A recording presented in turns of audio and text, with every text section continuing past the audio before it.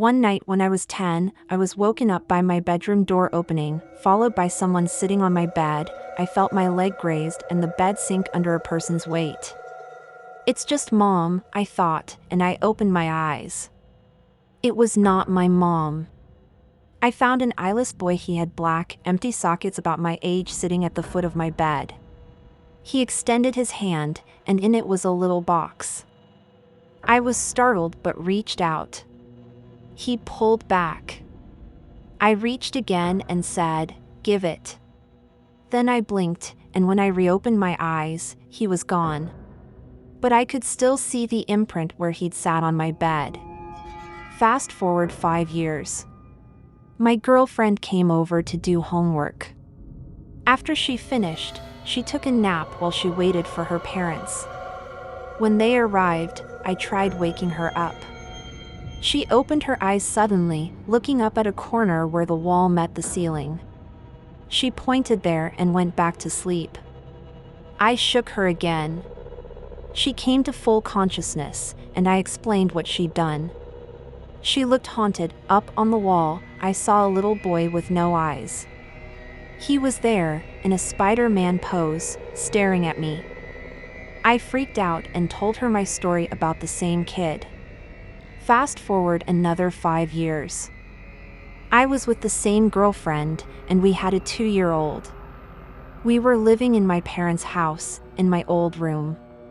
My daughter started waking up at the same time every night, and she'd talk.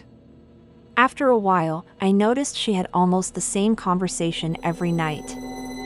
I playfully asked her once whom she was talking to. She said, "It's a little boy. He's nice. He's lost and looking for his mommy." My daughter's nightly conversations continued until we got our own place later that year.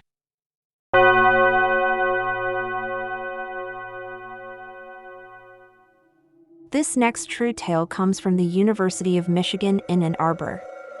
The haunting happened in 1972 at a party hosted by University of Michigan students living on Ashley Street.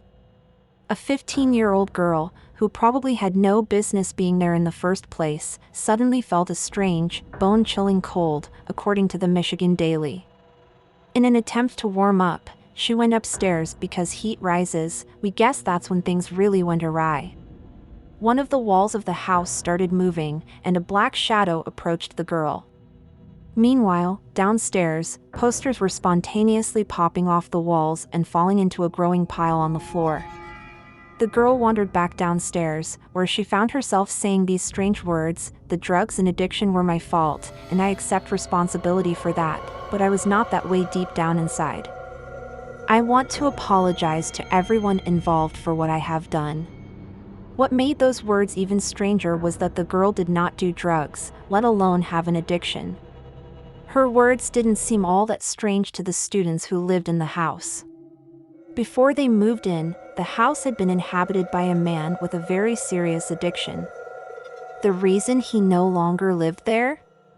He had died of a heroin overdose.